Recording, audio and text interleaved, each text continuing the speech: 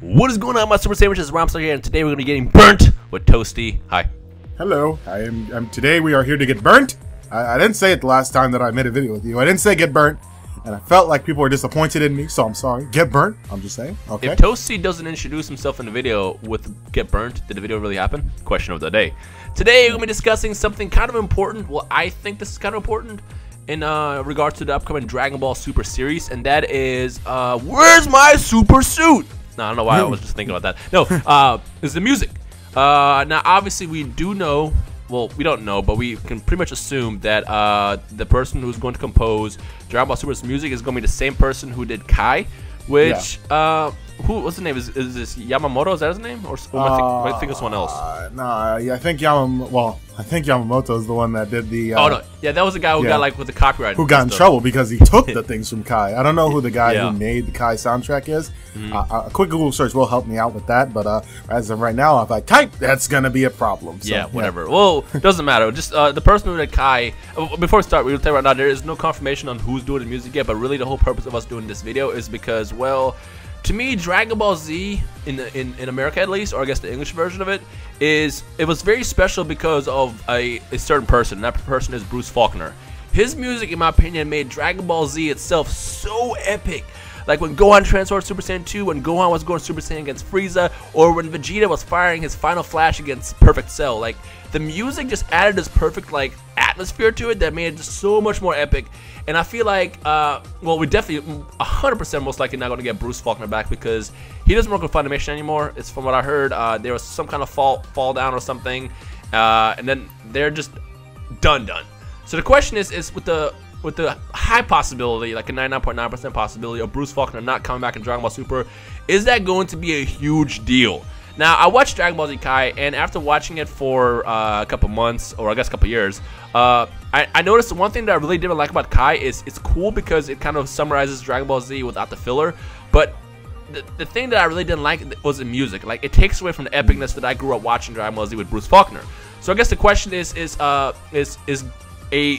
Bruce Faulconer free Dragon Ball Super series going to be a deal breaker for you guys? Like, what do you guys think about that?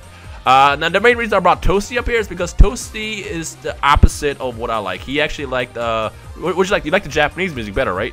Yeah, I'm gonna get a lot of hate. It's gonna be crazy. Bruce Faulconer, in my personal opinion, I don't like him that much. I mean, yeah, I did grow up with his music in Dragon Ball Z, and yes, I'm not saying that it's bad at all or anything like that.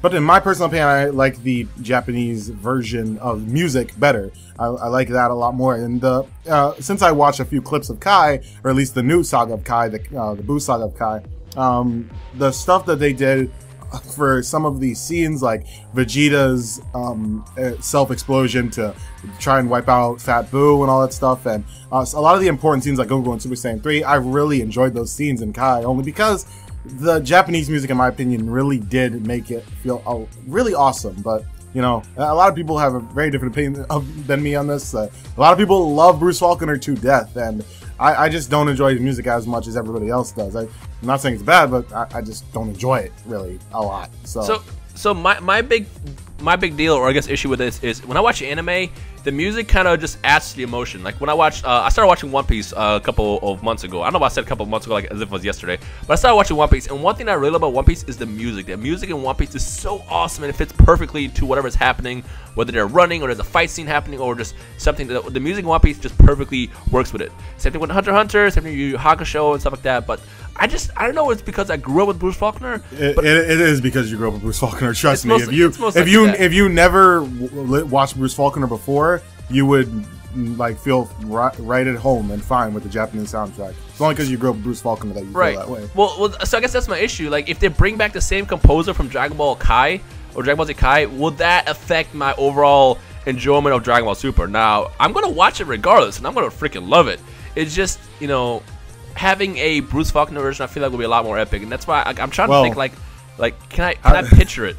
How did you feel with Dragon Ball Z Battle of Gods and Resurrection F? Because those are the same composer as Kai as well, and I never really heard any complaints about the soundtrack from those movies. You know what? That's a really good point, actually. Well, I will point this out. In Dragon Ball Z Resurrection F and Battle of Gods, both those movies, I never really paid attention to the music. And I think it's because it didn't have that Bruce Faulconer. Like, to me, the music was very neutral, both of those movies. and that's just how I feel about it.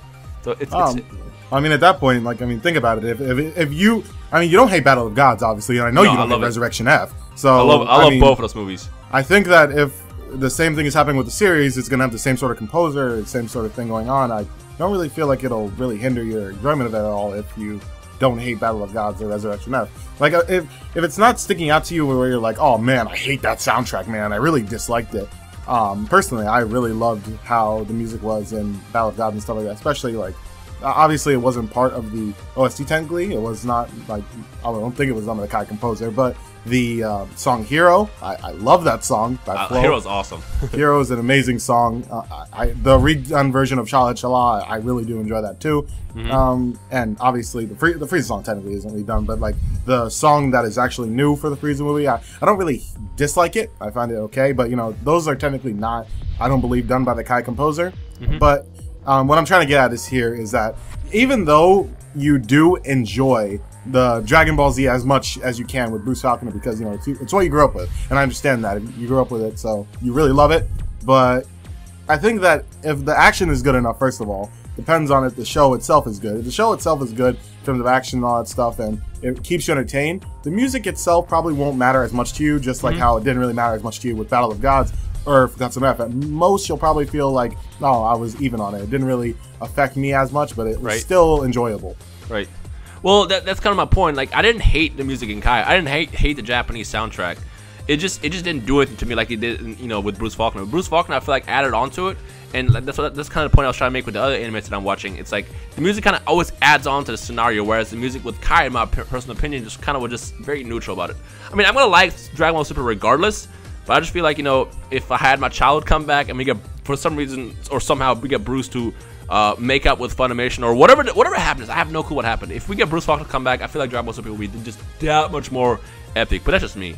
But I mean, it's kind of just a quick fun discussion I want to kind of throw out there with Toasty, and we want to ask the viewers your overall thoughts, because I know a lot of you guys grew up watching Dragon Ball Z Kai. I know a lot of you guys grew up watching the original Dragon Ball Z. So what is your personal opinion? Like, how is your overall, like, I guess, opinion on Dragon Ball Super going to be affected based on the music they choose? Let us know in the comment section below. Toast, you got any final words? I'm ready for the hate. I got my flak jacket on. I'm ready. I'm ready. I don't think you're gonna get to my head, because I'm pretty sure there's a lot of fans of the Kai music versus Bruce. I know I'm not the only one. I've done like polls on Twitter before, and I've seen a pretty good even in terms of Bruce Faulconer versus the Kai composer. I think it'll be alright. Okay. But we'll let us know your overall thoughts in the comment section below. Make sure you leave a like rating if you're hyped for Dragon Ball Super, because I know a lot of you guys are, and we'll just take it from there. My name is Easy Toasty Get Burnt, and I'm here with Rhyme Style. You're not Rhyme Style. I'm Rhyme Style. I'm Rhyme Style. Oh hell no! You're not gonna try and take my identity. We'll see you guys in the comment section below. Peace.